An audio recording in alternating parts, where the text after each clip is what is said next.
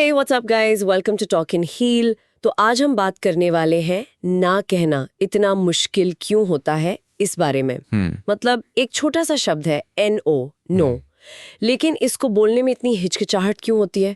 ये काफी common problem है ना? लेकिन इसके पीछे ना कुछ गहरे साइकोलॉजिकल और सोशल कारण छिपे हैं। तो आज हम इन्हीं कारणों को थोड़ा खोदने की कोशिश करेंगे, एक इन डेप्थ डिस्कशन। हाँ, बिल्कुल। और ये ना सिर्फ कोई विल पावर या हिम्मत की कमी नहीं है, जैसा मतलब अक्सर लोग सोच लेते हैं। ये तो एक्चुअली हमारे दिमाग की वायरिंग, हमारा इवोल्यूशन और जिस समाज में हम रहते हैं उससे बहुत गहराई से जुड़ा हुआ है।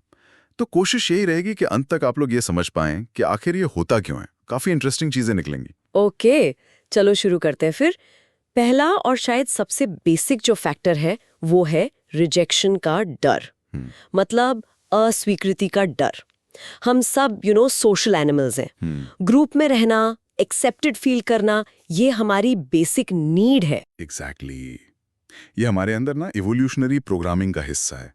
सोचो, पुराने जमाने में अगर आपको कबीले से या ग्रुप से निकाल दिया तो अकेले सरवाइव करना कितना मुश्किल, ऑलमोस्ट इम्पॉसिबल था। हाँ। तो वो जो डर है ना, ग्रुप से बाहर होने का डर, वो आज भी हमारे सबकॉन्शियस में कहीं ना कहीं बैठा हुआ है। अच्छा। हाँ, तो जब हम किसी को ना कहते हैं तो एक लेवल पर डर लगता है कि यार ये बंदा कहीं मुझसे दूर ना हो जाए, कहीं मुझे पसंद करना ना छोड़ दे, या ग्रुप में मेरी एक्सेप्टेंस कम ना हो जाए। हाँ, और ये सिर्फ मतलब ऐसा नहीं कि दोस्ती टूट जाएगी, ये हमारी सोशल स्टैंडिंग, हमारी सेल्फ एस्टीम से भी जुड़ जाता है, राइट? कि अगर मैंने मना कर दिया तो शायद मैं अच्छा इंसान नहीं हूँ या हेल्पफुल नहीं हूँ। बिल्कुल। और वो जो उस मोमेंट में किसी को डिसअपॉइंट करने का डर होता है ना, वो अक्सर ज्यादा भारी लगता है बजाय उस बोझ के जो हमें पता है कि बाद में हाँ कहने से आएगा। हाँ, उस वक्त लगता है कि चलो अभी हाँ बोल दो, बाद में देखी जाएगी। वो जो निराशा या थोड़ा गुस्सा है ना सामने वाले का, उसका अंदाजा ज्यादा रियल लगता है। हाँ, वो इमीडिएट डिस्कम्फर्ट इतना स्ट्रांग होता है कि हम फ्यूचर की परेशानी को डिस्काउंट कर देते हैं। ब्रेन का एक तरह का शॉर्ट टर्म रिलीफ मैकेनिज्म है ये। अभी शांति बनाए रखो। चलो, ये तो हुआ रिजेक्शन का डर। अब इससे मिलता जुलता एक और पैटर्न है पीपल प्लीजिंग, हमेशा सबको खुश रखने की दौड़। ये कहाँ से आता है? देखो, पीपल प्लीजिंग अक्सर ना एक सर्वाइवल स्ट्रेटेजी की तरह डेवलप होता है, खासकर बचपन में। इमेजिन करो एक बच्चा जिसे प्यार या तारीफ या एक्सेप्टेंस तभी मिलती है जब वो अच्छा बच्चा बनता है। मतलब सबकी बात मानता है, सबकी मदद करता है, कोई शिकायत नहीं करता। अच्छा। तो वो बच्चा क्या सीखता है? वो सीखता है कि दूसरों को खुश रखना मतलब सेफ रहना, मतलब वैल्यूड महसूस करना। तो ये पैटर्न फिर बड़े होने तक साथ चलता है कि उनका जो सेल्फ वर्थ है, जो अपना मूल्य है, वो इसी बात से जुड़ा होता है कि वो दूसरों के लिए कितने काम के हैं। उनकी पहचान ही बन जाती है, अरे वो तो हमेशा मदद कर देता है। हाँ हाँ, बिल्कुल। ये एक सबकॉन्शियस मतलब एक अनकहा विश्वास बन जाता है कि मेरा वजूद तभी है जब मैं दूसरों के लिए उपयोगी हूँ। अब ऐसे में सोचो, ना कहना कितना मुश्किल होगा। हाँ। वो सिर्फ एक रिक्वेस्ट को मना करना नहीं है, वो तो जैसे अपनी पूरी पहचान पर, अपने वजूद पर ही सवाल उठाना हो गया। बाप रे। मतलब अगर मैं हेल्पफुल नहीं हूं तो मैं हूं कौन? ये सवाल डराता होगा। एग्जैक्टली। बहुत अनकंफर्टेबल सवाल है ये। तो फिर इंसान अपनी जरूरतें, अपनी लिमिट्स सब साइड में रख देता है ताकि वो हेल्पफुल वाली इमेज बनी रहे। लेकिन इसका लॉन्ग टर्म असर तो फिर बर्नआउट और एक तरह की अंदर ही अंदर की नाराजगी, रिजेंटमेंट ही होगा ना? डेफिनेटली। आप लगातार दूसरों के लिए अपनी एनर्जी खर्च कर रहे हो, अपनी जरूरतों को दबा रहे हो, तो धीरे धीरे फ्रस्ट्रेशन तो बढ़ेगी ही। और मजे की बात देखो, जिन रिश्तों को बचाने के लिए आप ये सब कर रहे थे, वही रिश्ते इस दबी हुई नाराजगी की वजह से खराब होने लगते हैं। क्योंकि जब बाउंड्रीज ही नहीं है तो ऑथेंटिक कनेक्शन कैसे बनेगा? ये तो बहुत गहरा पॉइंट है, आइडेंटिटी और सेल्फ वर्थ से जुड़ा हुआ। अच्छा, चलो एक और इमोशन पे आते हैं जो बहुत रोकता है ना कहने से, गिल्ट, अपराध बोध। ऐसा लगता है जैसे कोई पाप कर दिया अगर किसी को मना कर दिया तो। हाँ, गिल्ट। ओह, ये शायद सबसे पावरफुल इमोशंस में से एक है जो हमें रोकता है।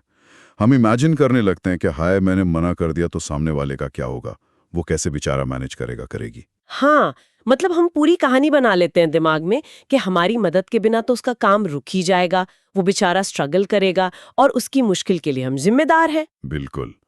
और ये जो गिल्ट होता है ना, ये अक्सर जरूरत से ज्यादा होता है, डिस्प्रोपोर्शनेट।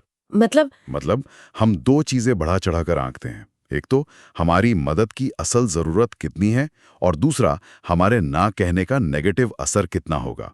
हाँ, ये बात तो है। हो सकता है सामने वाले के पास और भी ऑप्शंस हों, या वो प्रॉब्लम उतनी बड़ी ना हो, या वो खुद ही केपेबल हो उसे हैंडल करने के, पर हम अपनी इम्पोर्टेंस को ओवर एस्टिमेट कर लेते हैं। एग्जैक्टली इसे कहते हैं अपनी जिम्मेदारी को बढ़ा चढ़ाकर देखना। हम मान लेते हैं कि उसकी प्रॉब्लम सॉल्व करना हमारा ही काम है, और अगर हमने नहीं किया तो बस दुनिया खत्म। इसमें शायद वो कल्चरल बातें भी आ जाती होंगी, जैसे हमारे समाज में सेवा, निस्वार्थ भाव, इन सब पे बहुत जोर है। तो अपनी लिमिट्स बताना, अपनी ज़रूरत देखना, ये थोड़ा सेल्फिश या गलत सा लगने लगता है। बहुत बहुत बड़ा रोल है कल्चर का। कई कल्चर्स में, और यहाँ तक कि कुछ धार्मिक टीचिंग्स में भी, दूसरों के लिए जीना, सेल्फ सैक्रिफाइस, इस पर इतना ज्यादा जोर दिया जाता है कि अपनी बाउंड्रीज सेट करना एक तरह की मॉरल फेलिंग, मतलब नैतिक पतन जैसा लगने लगता है। हाँ, अच्छे लोग मना नहीं करते। वही, अच्छे लोग हमेशा मदद करते हैं, ये वाली बात दिमाग में बैठ जाती है। तो जब हम अपनी भलाई के लिए भी ना कहना चाहते हैं ना, तो अंदर एक जंग छिड़ जाती है, और गिल्ट फील होना बहुत नेचुरल हो जाता है। तो हो गया रिजेक्शन का डर, पीपल प्लीजिंग और गिल्ट। ये 3 तो बड़े मनोवैज्ञानिक रोड़े हो गए। अच्छा, एक और चीज है, लोग ना झगड़े से बचने के लिए भी हाँ बोल देते हैं। कॉन्फ्लिक्ट अवॉइडेंस, टकराव से बचाव। हाँ, कॉन्फ्लिक्ट अवॉइडेंस बहुत कॉमन है। ये भी कई लोगों को ना किसी भी तरह के टकराव, बहस या अनबन की संभावना से ही इतनी घबराहट होती है कि उन्हें लगता है यार इससे अच्छा तो हाँ ही बोल दो, झंझट खत्म।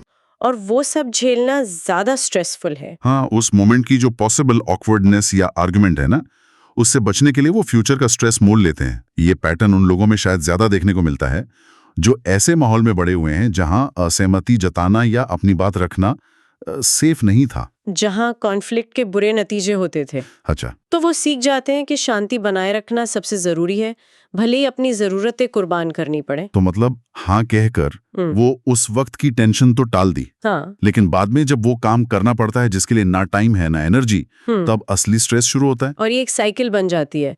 हर बार हाँ कहने से कॉन्फ्लिक्ट अवॉइड करने की आदत और पक्की होती है। वो जो टकराव टालने से मिलने वाली फौरी राहत है ना, वो ज्यादा आकर्षक लगती है बजाय बाउंड्रीज मेंटेन करने के लॉन्ग टर्म फायदे के। समझ गए। अच्छा, अब एक और इंटरेस्टिंग एंगल है सोशल रेसिप्रोसिटी का प्रेशर। ये क्या बला है? सोशल रेसिप्रोसिटी मतलब पारस्परिकता का सिद्धांत, लेन देन, ये ह्यूमन सोसाइटीज का एक बहुत फंडामेंटल रूल है। एक तरह का अनकहा समझौता कि भाई हम एक दूसरे की मदद करेंगे, तुम मेरी करो मैं तुम्हारी करूंगा। अच्छा, जैसे बार्टर सिस्टम होता था, वैसा कुछ? हाँ, पर सोशल लेवल पर। तो जब कोई हमसे मदद मांगता है तो एक छुपी हुई एक्सपेक्टेशन होती है कि अगर हम मदद कर सकते हैं तो हमें करनी चाहिए। तो फिर ना कहना इस समझौते को तोड़ने जैसा हो गया, जैसे हम सोशल कॉन्ट्रैक्ट फॉलो नहीं कर रहे। हाँ, कुछ हद तक ऐसा ही लगता है, जैसे हम टीम प्लेयर नहीं हैं या हम अपना हिस्सा नहीं डाल रहे सिस्टम में। और ये प्रेशर तब और बढ़ जाता है जब मदद मांगने वाले ने पहले कभी हमारी मदद की हो। ओहो, तब तो मतलब सीधा सीधा एहसान चुकाने का प्रेशर। एग्जैक्टली, तब ना कहना तो ऑलमोस्ट नामुमकिन लगता है। हाँ, लगता है हम कितने एहसान फरामोश, कितने अनफेयर हैं अगर हमने मना कर दिया, चाहे रिक्वेस्ट कितनी भी अजीब क्यों ना हो। बिल्कुल, वो जो फीलिंग होती है ना कि हम कर्जदार हैं, हम पर एहसान है, वो बहुत स्ट्रांग होती है। रेसिप्रोसिटी का प्रिंसिपल इतना पावरफुल है कि ये हमसे ऐसी चीजें भी हाँ करवा लेता है जो हमारे लिए बिल्कुल सही नहीं है, सिर्फ इसलिए ताकि हम बराबर हो जाएं या कृतज्ञ न कहलाएं। बाप रे, मतलब ये समाज के ताने बाने का हिस्सा है, लेकिन इसका ये साइड इफेक्ट भी है। चलो अगले पॉइंट पर आते हैं। ये थोड़ा अलग है, ऑप्टिमिज्म बायस, मतलब आशावादी होना कैसे ना कहने से रोक सकता है। ऑप्टिमिज्म बायस का मतलब है हमारी वो टेंडेंसी कि हम फ्यूचर को लेकर जरूरत से ज्यादा पॉजिटिव होते हैं।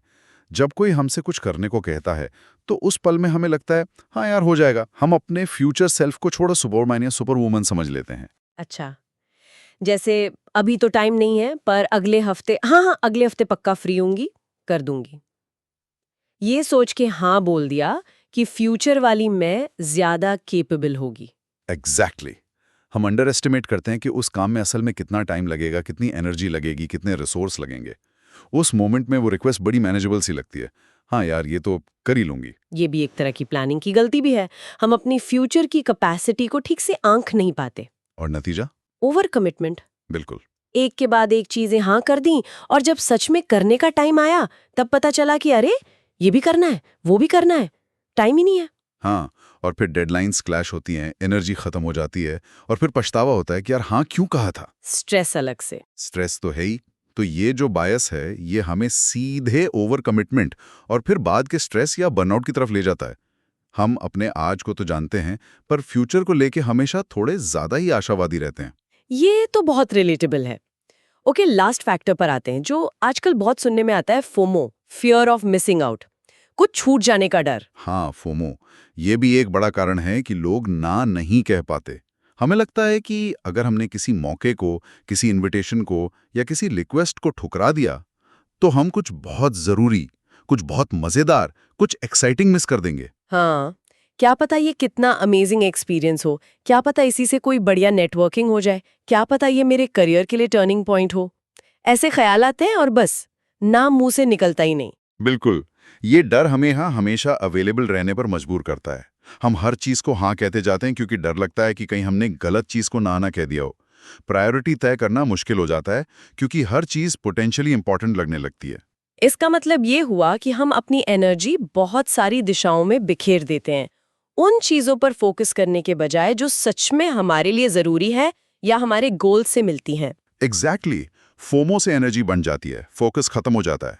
हम उन चीजों को भी हाँ कह देते हैं जो शायद हमारी वैल्यूज या प्रायोरिटीज से मैच ही नहीं करती, सिर्फ इस डर से कि हम पीछे ना रह जाएं।